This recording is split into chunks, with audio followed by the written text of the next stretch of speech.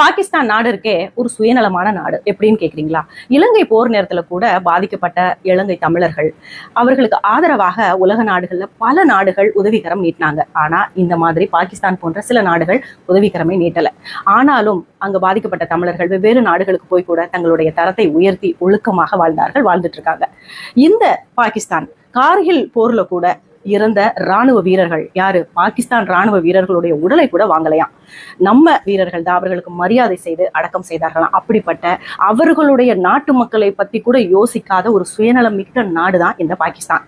அது தெரியாம இங்க இருக்கக்கூடிய சில அன்னக்காவடிகள் பாகிஸ்தான்ல இருந்து இங்க ட்ரீட்மெண்ட்டுக்கு வந்த பிள்ளைங்கள்லாம் பாவம், நாம அவங்கள தண்டிக்க கூடாது, இந்த போர் அங்க இருக்கக்கூடிய குடிமக்களை பாதிக்கும், அப்படி இப்படின்னு என்னென்னமோ சப்போர்ட் பண்ணிட்டு இருக்கிறவங்க எல்லாம் என்ன பண்ணணும் அப்படின்னா அந்த பாகிஸ்தான்ல கொண்டு விட்டுறணும். அப்பதான் நம்ம பாரத தேசத்தோட அருமை அந்த மாதிரி மக்களுக்கு தெரியும்.